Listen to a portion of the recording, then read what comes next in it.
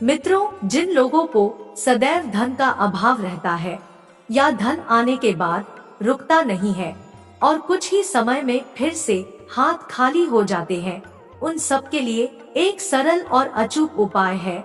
वो है माँ लक्ष्मी का वैभव लक्ष्मी व्रत। आज हम इसी व्रत की कथा के साथ उसकी विधि के बारे में भी जानेंगे। इस सब से पहले हम इस व्रत के कुछ नियमों पर भी ध्यान देंगे। 1. यह व्रत पूरी श्रद्धा और पवित्र भाव से करना चाहिए। 2. यह व्रत शुक्रवार को किया जाता है और शुरू करने के पूर्व 11 या 21 शुक्रवार व्रत का प्रण लिया जाता है। 3. व्रत के दिन सुबह से ही जय माँ लक्ष्मी का रटन मन ही मन करना चाहिए। 4. व्रत विधि पूर्वक करना चाहिए। 5. 11 या 21 शुक्रवार पूरे होने पर रीति अनुसार उद्यापन करना चाहिए। 6. यह उपवास अपने ही घर पर करना चाहिए। यदि शुक्रवार के दिन आप यात्रा या प्रवास पर हो तो वह शुक्रवार छोड़कर अगले शुक्रवार को व्रत करना चाहिए। 7. श्री यंत्र की पूजा अवश्य करनी चाहिए। वैभव लक्ष्मी व्रत कथा। एक बड़ा शहर था। इस शहर में लाखों लोग रहते थे। पहले के जमाने के लोग साथ साथ रहते थे और एक दूसरे के काम आते थे, पर नए जमाने के लोगों का स्वरूप ही अलग सा है। सब अपने अपने काम में मग्न रहते हैं, किसी को किसी की परवाह नहीं। शहर में बुराइयां बढ़ गई थी। शराब, जुआ, रेस, व्यभिचार, चोरी, डकैती आदि बहुत से अपराध शहर में होते थे। कहावत है कि हजारों निराशा में एक आशा की किरण छिपी होती है। इसी तरह इतनी सारी बुराइयों के बावजूद शहर में कुछ अच्छे लोग भी रहते थे। ऐसे अच्छे लोगों में शीला और उनके पति की गृहस्थी मानी जाती थी। शीला धार्मिक प्रकृति की और संतोषी थी। उसका पति भी विवेकी और सुशील था। शीला और उनका पति ईमानदारी से जीते थे। वे किसी की बुराई नहीं करते थे और प्रभु भजन में अच्छी तरह समय व्यतीत कर रहे थे। उनकी गृहस्थी आदर्श गृहस्थी मानी जाती थी और शहर के लोग उनकी गृहस्थी की सराहना करते थे। शीला की गृहस्थी इसी तरह खुशी खुशी चल रही थी। पर कहा जाता है कि कर्म की गति अटल है, विधाता के लिखे लेख कोई नहीं समझ सकता है। इंसान का नसीब पल भर में राजा को रंक बना देता है और रंक को राजा शीला के पति को पूर्व जन्म के कर्म भोगने बाकी रह गए होंगे कि वह बुरे लोगों से दोस्ती कर बैठा। वह जल्द से जल्द करोड़पति होने के ख्वाब देखने लगा, इसलिए वह गलत रास्ते पर चल निकला और करोड़पति के बजाय रोड़पति बन गया। यानी रास्ते पर भटकते भिखारी जैसी उसकी स्थिति हो गई थी। समय के परिवर्तन के साथ घर में दरिद्रता और भुखमरी फैल गई। सुख से खाने के बजाय 2 वक्त के भोजन के लाले पड़ गए और शीला को पति की गालियां खाने का वक्त आ गया था। कहा जाता है कि सुख के पीछे दुख और दुख के पीछे सुख आता ही है, इसलिए दुख के बाद सुख आएगा ही। इसी विश्वास के साथ शीला प्रभु भक्ति में लीन रहने लगी। अचानक एक दिन दोपहर में उनके द्वार पर किसी ने दस्तक दी। शीला सोच में पड़ गई कि मुझ जैसे गरीब के घर इस वक्त कौन आया होगा। शीला ने खड़े होकर द्वार खोला तो देखा एक माँ जी खड़ी थी। वे बड़ी उम्र की लगती थी, किंतु उनके चेहरे पर अलौकिक तेज दिख रहा था। उनकी आंखों में से मानो अमृत बह रहा था। उनके भव्य चेहरे से करुणा और प्यार छलकता था। उनको देखते ही शीला के मन में अपार शांति छा गई। वैसे शीला इस माँ जी को पहचानती न थी, फिर भी उनको देखकर शीला के रोम रोम में आनंद छा गया। शीला माँ जी को आदर के साथ घर में ले आई। घर में बिठाने के लिए कुछ भी नहीं था।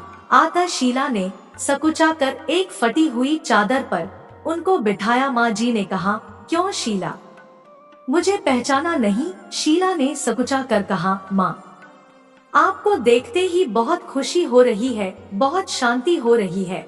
ऐसा लगता है कि मैं बहुत दिनों से जिसे ढूंढ रही थी वे आप ही हैं, पर मैं आपको पहचान नहीं पाई। माँ जी ने हंसकर कहा, क्यों भूल गई? हर शुक्रवार को लक्ष्मी जी के मंदिर में भजन कीर्तन होते हैं, तब मैं भी वहाँ आती हूँ। वहाँ हर शुक्रवार को हम मिलते हैं।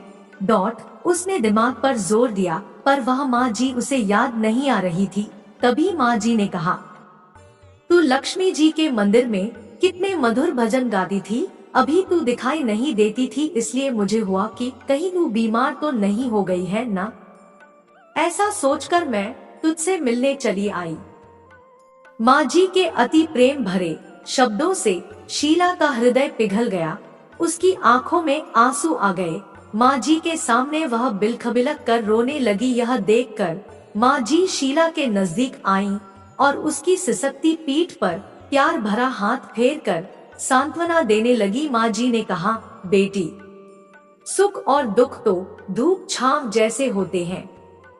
सुख के पीछे दुख आता है तो दुख के पीछे सुख भी आता है।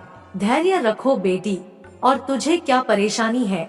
अपने दुख की बात मुझे सुना, तेरा मन भी हल्का हो जाएगा और तेरे दुख का कोई उपाय भी मिल जाएगा। माँ जी की बात सुनकर शीला के मन को शांति मिली।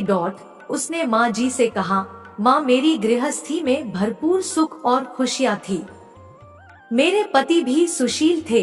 अचानक हमारा भाग्य हमसे रूठ गया। मेरे पति बुरी संगति में फंस गए और बुरी आदतों के शिकार हो गए तथा अपना सब कुछ गवा बैठे हैं तथा हम रास्ते के भिखारी जैसे बन गए हैं। यह सुनकर माँ जी ने कहा, ऐसा कहा जाता है कि कर्म की गति न्यारी होती है। हर इंसान को अपने कर्म भुगतने ही पड़ते हैं, इसलिए तू चिंता मत कर।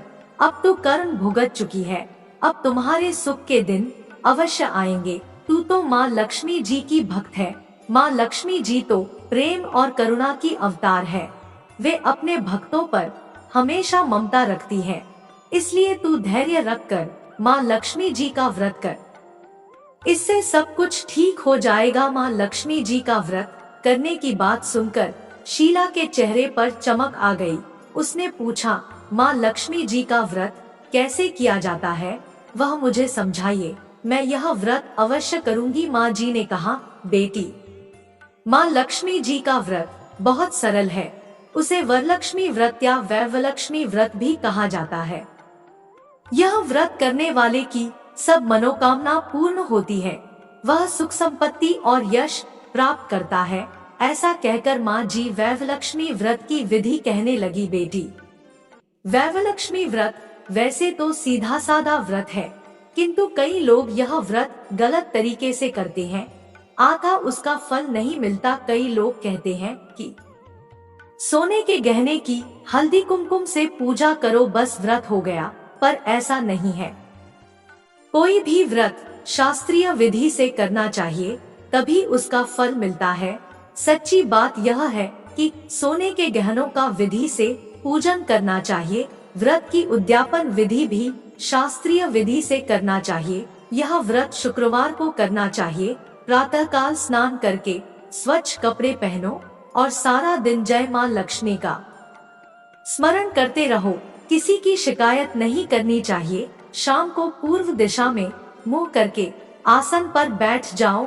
सामने पाटा रखकर उस पर रुमाल रखो। रुमाल पर चावल का छोटा सा ढेर करो। उस ढेर पर पानी से भरा तांबे का कलश रखकर कलश पर एक कटोरी रखो। उस कटोरी में एक सोने का गहना रखो। सोने का न हो तो चांदी का भी चलेगा, चांदी का न हो तो नकद रुपया भी चलेगा।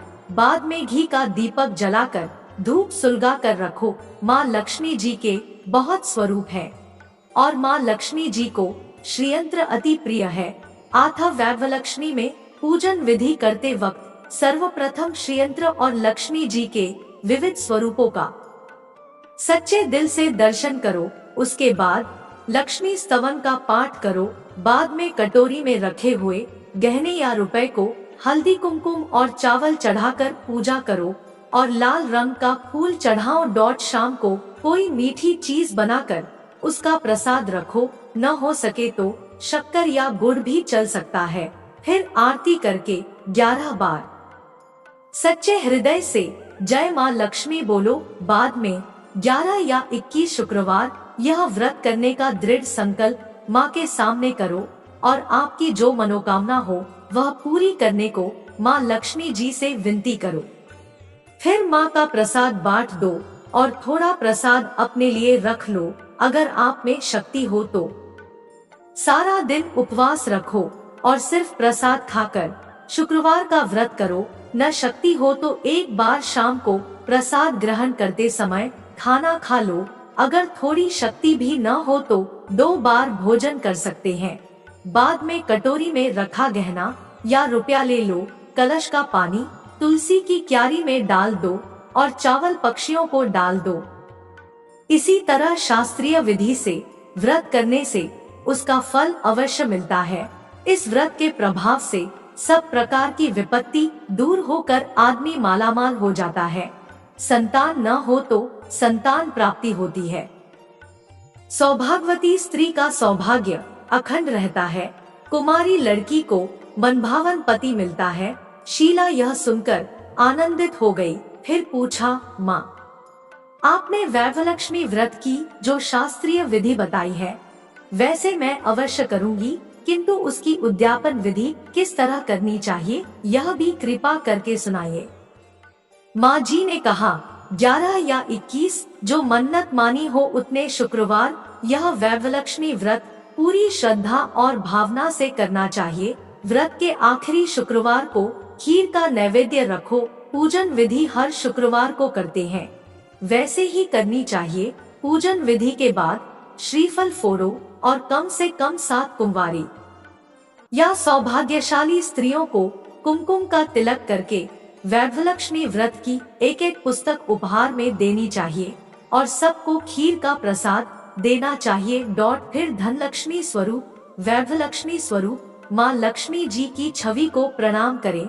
माँ लक्ष्मी जी का यह स्वरूप वैभव देने वाला है। प्रणाम करके मन ही मन भावुकता से माँ की प्रार्थना करते वक्त कहें कि हे माँ धनलक्ष्मी, हे माँ वैभवलक्ष्मी, मैंने सच्चे हृदय से आपका व्रत पूर्ण किया है, तो हे माँ हमारी मनोकामना पूर्ण कीजिए, हमारा सबका कल्याण कीजिए। जिसे संतान न हो उसे संतान देना, सौभाग्यशाली स्त्री का सौभाग्य अखंड रखना, कुंवारी लड़की को मनभावन पति देना। आपका यह चमत्कारी वैभवलक्ष्मी व्रत जो करे उसकी सब विपत्ति दूर करना, सबको सुखी करना। हे माँ, आपकी महिमा अपरंपार है। माँ जी के पास से वैभवलक्ष्मी व्रत की शास्त्रीय विधि सुनकर शीला भाव विभोर हो उठी। उसे लगा मानो सुख का रास्ता मिल गया। उसने आंखें बंद करके मन ही मन उसी क्षण संकल्प लिया कि हे वैभवलक्ष्मी माँ, मैं भी माँ जी के कहे अनुसार श्रद्धा पूर्वक शास्त्रीय विधि से वैभवलक्ष्मी व्रत 21 शुक्रवार तक करूंगी और व्रत की शास्त्रीय रीति के अनुसार उद्यापन भी करूंगी। शीला ने संकल्प करके आंखें खोली तो सामने कोई न था। वह विस्मित हो गई कि माँ जी कहाँ गई। यह माँ जी कोई दूसरा नहीं, साक्षात लक्ष्मी जी ही थी। शीला लक्ष्मी जी की भक्त थी, इसलिए अपने भक्त को रास्ता दिखाने के लिए माँ लक्ष्मी देवी माँ जी का स्वरूप धारण करके शीला के पास आई थी। दूसरे दिन शुक्रवार था।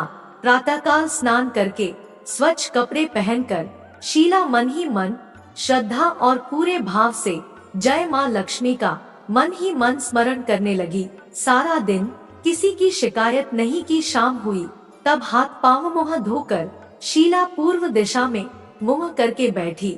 घर में पहले तो सोने के बहुत से गहने थे, पर पति ने गलत रास्ते पर चलकर सब गिरवी रख दिए।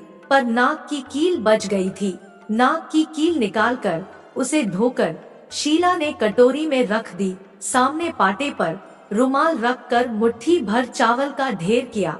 उस पर तांबे का कलश पानी भरकर रखा। उसके ऊपर कील वाली कटोरी रखी। फिर विधि पूर्वक वंदन, स्तवन, पूजन वगैरह किया और घर में थोड़ी शक्कर थी, वह प्रसाद में रखकर वैभवलक्ष्मी व्रत किया।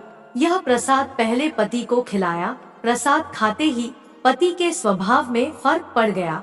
उस दिन उसने शीला को मारा नहीं, सताया भी नहीं। शीला को बहुत आनंद हुआ।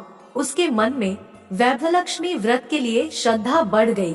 शीला ने पूर्ण श्रद्धा भक्ति से 21 शुक्रवार तक व्रत किया। 21वें शुक्रवार को विधि पूर्वक उद्यापन विधि करके 7 स्त्रियों को वैभवलक्ष्मी व्रत की 7 पुस्तकें उपहार में दी।